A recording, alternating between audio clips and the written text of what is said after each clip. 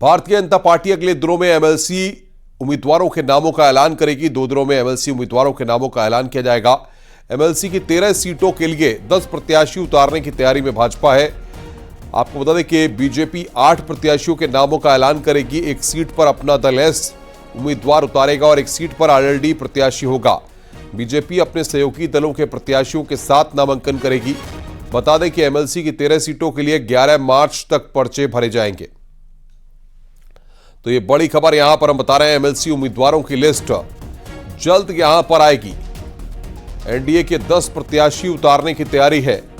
ये बड़ी खबर यहां पर हम आपको बता रहे हैं, एमएलसी चुनाव को लेकर भारतीय जनता पार्टी की तैयारी। 2 दिनों में प्रत्याशियों का ऐलान यहां पर होगा। तो बड़ी खबर इस वक्त हम आपको बता रहे हैं, भारतीय जनता पार्टी अगले 2 दिन में ऐलान कर सकती है।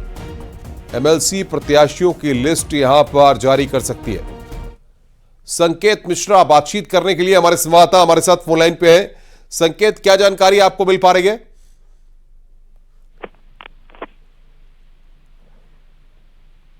संकेत, आपको मेरी आवाज मिल रही है? बिल्कुल, भारतीय जनता पार्टी 10 मार्च से पहले एमएलसी के जो प्रत्याशी हैं उनके नामों का ऐलान करेगी। बीजेपी की ये रणनीति है और जो नामों का पैनल है वो तैयार होकर दिल्ली भेज दिया गया है।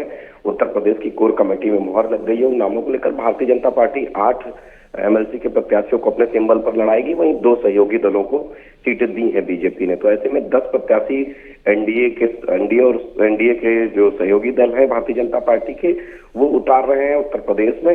यानी कि 13 सीटों में 10 सीटों पर एनडीए के लोग रहेंगे शामिल। उसमें भारतीय जनता पार्टी, आरएलडी और इसके अलावा अपना दल एस के प्रत्याशी चुनावी मैदान में होंगे। वहीं समाजवादी पार्टी 3 सीटों पर प्रत्याशी नामों का पहले ही ऐलान कर चुकी है। और जो विधानसभा के लिहाज से संख्या बल है, वो 10 सीटें जिताने के लिए भारतीय जनता पार्टी और उसके सहयोगी दल यानी कि एनडीए 10 सीटें आसानी से जिता सकते हैं। इसके अलावा 3 सीटें समाजवादी पार्टी जिता सकती है। और सबसे जो खास बात है कि इस बार बसपा का एक भी सदस्य विधान परिषद में अब नहीं होगा। दरअसल बसपा के पास संख्या बल नहीं है। तो ऐसे में सपा और भाजपा के, जहां सपा 3 प्रत्याशी चुनावी मैदान में लेकर आ चुकी है, वहीं भारतीय जनता पार्टी 10 प्रत्याशी उतारेगी। उसमें 8 प्रत्याशी बीजेपी के सिंबल से होंगे और 2 प्रत्याशी ऐसे हैं जो एक तो आरएलडी घोषित कर चुके हैं जो कि बीजेपी का सहयोगी दल है। इसके अलावा अपना दल एस से आशीष पटेल प्रत्याशी होंगे, उनका भी औपचारिक ऐलान होना बाकी है। वहीं 8 सीटें जिन पर बीजेपी को अपना प्रत्याशी उतारना है, वो जल्द ही घोषणा कर देंगे उन प्रत्याशियों के नामों को लेकर। 10 मार्च से पहले ये ऐलान कर दिया जाएगा, क्योंकि 11 मार्च अंतिम तिथि है नामांकन की। संकेत, बहुत बहुत शुक्रिया आपका हमारे साथ जुड़ने के लिए और विस्तार से जानकारी देने के लिए।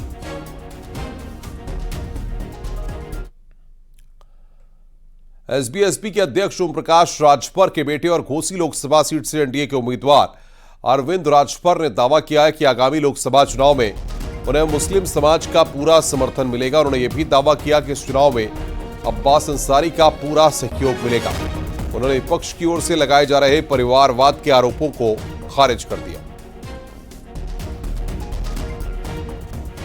विपक्ष जो आरोप लगाता है वो एक उंगली उठाता है जरूर, लेकिन उसको ये जरूर सोचना चाहिए कि अगर एक उंगली इशारा हमारे ऊपर है तो अन्य उंगलियां उसके ऊपर भी इशारा करती हैं।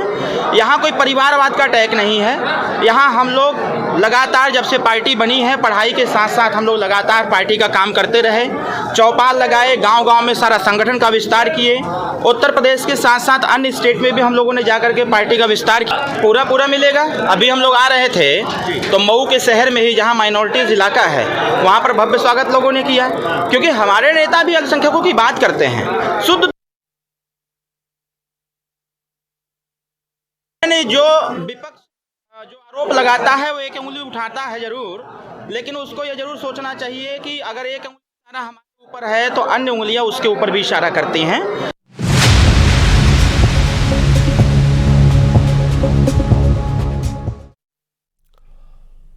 महिला दिवस पर पीएम मोदी का बड़ा ऐलान। घरेलू गैस सिलेंडर की कीमतों में 100 रुपए की छूट। फैसले से नारी शक्ति को फायदा होगा। पीएम ने यहां पर इस बात को कहा है, करोड़ों लोगों का आर्थिक बोझ कम होगा। सिलेंडर की कीमतों में 100 रुपए की यहां पर छूट दी गई है। बड़ी खबर यहां पर बता रहे हैं, सिलेंडर की कीमतों में 100 रुपए की छूट यहां पर दी गई है। फैसले से नारी शक्ति को फायदा होगा, करोड़ों लोगों से आर्थिक बोझ कम होगा। महिला दिवस पर पीएम मोदी ने यहां पर ऐलान किया है।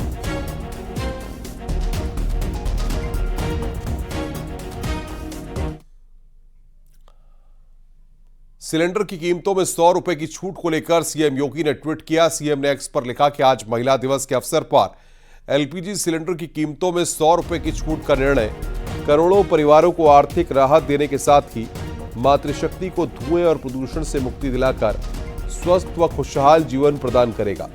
मातृशक्ति के सम्मान और पर्यावरण को संरक्षित करते हुए इस लोक कल्याणकारी सौगात के लिए प्रदेशवासियों की ओर से आपका हार्दिक आभार आदरणीय प्रधानमंत्री जी।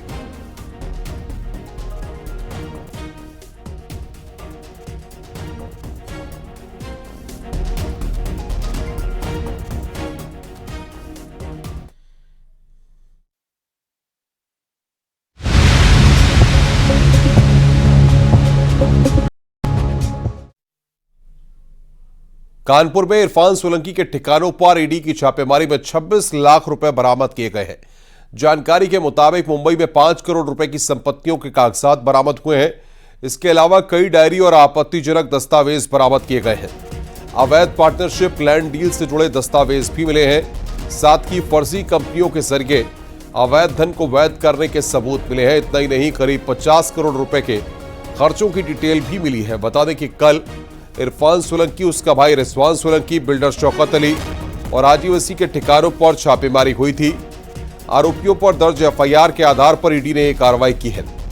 ईडी की जांच के दौरान 2016 से 2022 तक विधायक रहने के दौरान इरफान की संपत्ति 282% बढ़ोतरी के सबूत मिले हैं।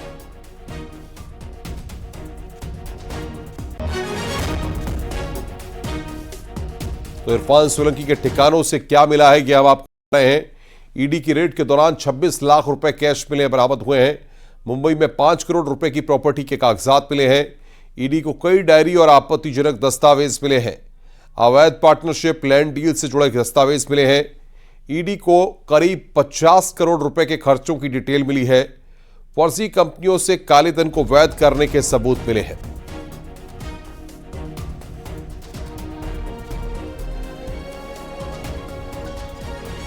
तो इरफान सोलंकी के ठिकानों से यहां पर ये रुपए मिले हैं।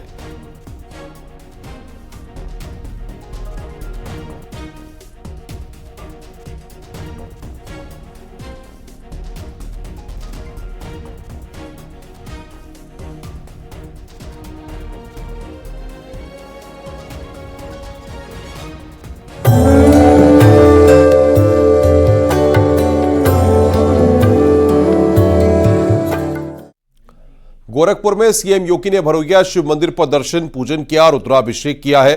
बता दें कि महाशिवरात्रि के मौके पर सीएम योगी हर साल भरोइया में भगवान शिव की आराधना करते हैं। साथ ही सीएम योगी ने गोरखनाथ मंदिर में नाथ संप्रदाय के गुरुओं के समाधि पर जाकर पूजा अर्चना की।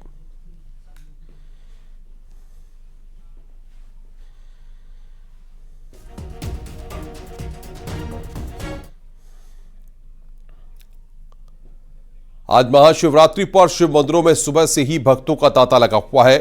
हर हर महादेव से शिव मंदिर गूंज रहे हैं। हर साल फागुन माह के कृष्ण पक्ष की चतुर्दशी तिथि पर महाशिवरात्रि का त्यौहार धूमधाम के साथ मनाया जाता है। धार्मिक मान्यताओं के अनुसार फागुन कृष्ण पक्ष की चतुर्दशी तिथि पर ही भगवान भोलेनाथ ने मां पार्वती संग विवाह किया था। सुबह से ही मंदिरों में भक्तों की लंबी कतार देखने को मिल रही है। वाराणसी के काशी विश्वनाथ मंदिर में सुबह से ही भक्तों का तांता लगा है। काशी में भक्तों की भारी भीड़ है। वहीं संगम नगरी प्रयागराज में भी सुबह से ही भक्तों की कतार शिव मंदिर में देखने को मिल रही है।